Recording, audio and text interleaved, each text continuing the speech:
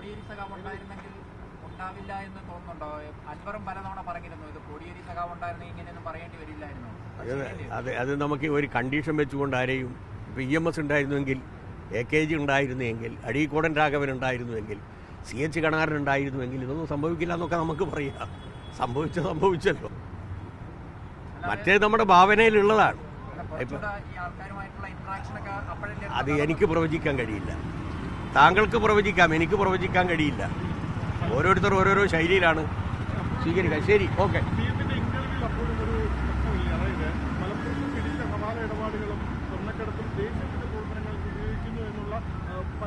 അത് നിങ്ങളെ ഹിന്ദുവിൻ്റെ ഒന്നുകൂടി വായിക്കണം.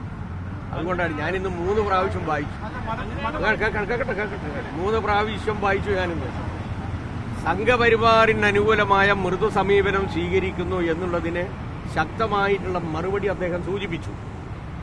അതോടൊപ്പം തന്നെ പിണറായി പറഞ്ഞു, ദേശദ്രോഹ ശക്തികൾക്കെതിരായിട്ടുള്ള ശക്തമായിട്ടുള്ള നിലപാടും അത് ഏത് ഭാഗത്തു നിന്ന് വന്നാലും, ഭൂരിപക്ഷത്തിൻ്റെ ഭാഗത്ത് നിന്ന് വന്നാലും ന്യൂനപക്ഷത്തിൻ്റെ ഭാഗത്ത് നിന്ന് വന്നാലും ശക്തമായിട്ടുള്ള നിലപാടാണ് ഗവൺമെൻറ് സ്വീകരിക്കുന്നത്. ആ പറയുന്ന ഘട്ടത്തിലാണ് ഹവാലയും സ്വർണവുമായി ബന്ധപ്പെട്ടുകൊണ്ട് ഇതൊക്കെ മുക്കുക എന്നാണല്ലോ പിണറായിക്കെതിരായിട്ടുള്ള കേസ്.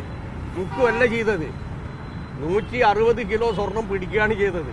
120 കോടി രൂപയുടെ ഹവാല പണം പിടിക്കുകയാണ് ചെയ്തത്. അപ്പം നിങ്ങൾ നേരത്തെ പറഞ്ഞ നേരെ ഘടകവിരുദ്ധമായിട്ടാണ് ഈ കാര്യങ്ങൾ നടന്നത്.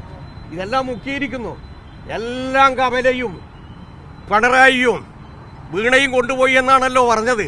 അതല്ല എന്നുള്ളത് സൂചിപ്പിക്കാനാണത് പറഞ്ഞത്. മനസ്സിലായില്ലേ? ശരി, ഓക്കെ. മലപ്പുറം അല്ല, തിരുവനന്തപുരത്ത് നിന്ന് പഠിച്ചത് തിരുവനന്തപുരക്കാരെ അപമാനിക്കാനായിരുന്നോ?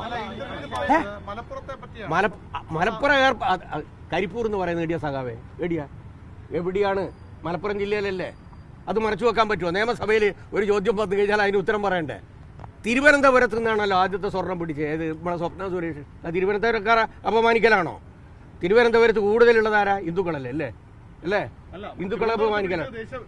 നിങ്ങളുടെ മനസ്സിലുള്ളത് മനസ്സിലട വെച്ചാൽ മതി. വേറെ ആളോട് ചോദിക്കും കേട്ടോ. അത് ഇതെങ്ങനെയാണ് വക്രീകരിക്കുന്നത്? മലപ്പുറം ജില്ലക്കെതിരാണ്. ആരാ പറയുന്നത്? ഈ മലപ്പുറം ജില്ല യാഥാർത്ഥ്യമാക്കുന്നതിന് വേണ്ടി അതിനെതിരായ സമരത്തിന് നിരാഹാരം കടന്നതാ കോൺഗ്രസിന്റെ നേതാക്കന്മാർ. അത് ആദ്യം പഠിക്കുക. അന്ന് എല്ലാ വെല്ലുവിളികളെയും നേരിട്ട് കൊണ്ട് സഖാവ് EMS നടത്തിയ അതിശക്തമായ രാഷ്ട്രീയ ഇടപെടലാണ് മലപ്പുറം ജില്ല യാഥാർത്ഥ്യമാക്കിയത്. ഒന്ന് പഠിപ്പിക്കാൻ പറ ആദ്യം കേട്ടോ.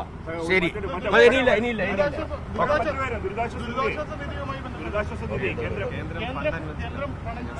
നിങ്ങളത് പറയുന്നില്ലല്ലോ. ഞാൻ ചോദിക്കട്ടെ. യഥാർത്ഥത്തിൽ ബഹുമാനപ്പെട്ട പ്രധാനമന്ത്രി ഇവിടെ വരുമ്പോൾ നമ്മളെല്ലാം പ്രതീക്ഷിക്കുന്ന ഒരു അഡ്വാൻസായി 10 രൂപയെങ്കിലും തരുമെന്നല്ലേ? ഒരു 10 രൂപയെങ്കിലും തരുമെന്നല്ലേ? തന്നില്ലല്ലോ. ഇതിന് ശേഷം ദുരിതമുണ്ടായിട്ടുള്ള പല സംസ്ഥാനങ്ങളെയും സഹായിച്ചല്ലോ. ഇനി സഹായിക്കുമായിരിക്കാം. അങ്ങനെ സഹായിക്കാനുള്ള മനസ്സുള്ള ഒരു ഗവൺമെൻറ് ആണ് BJP ഗവൺമെൻറ് എങ്കിൽ ഞങ്ങൾ പരിപൂർണമായും ആ സമീപനത്തെ സ്വാഗതം ചെയ്യും. എതിരായിട്ടുള്ള ഒരു സമീപനമാണ് എടുക്കുന്നതെങ്കിൽ ശക്തമായി പ്രതികരിക്കുകയും ചെയ്യും. നിങ്ങൾ ഈ അൻവറിന്റെ കൂടെ പോലെ ചെയ്തത് ഒരു 10 രൂപ കൊടുത്തിട്ട് പറയാം. നിങ്ങൾ പ്രധാനമന്ത്രിയോടോ BJPയോടോ RSSനോടോ പറയുന്നില്ലല്ലോ.